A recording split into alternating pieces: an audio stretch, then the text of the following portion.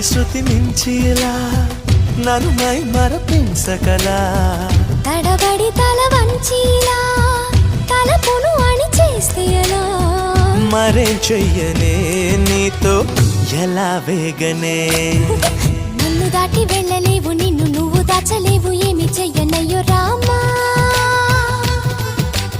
ఉన్న మాట చెప్ప నీవు ఊరుకుంటే ఒప్పుకోవు ఇంకెలాగే సత్యభామా అనుకున్నా తప్పు కదా మో మాట ముప్పు కదా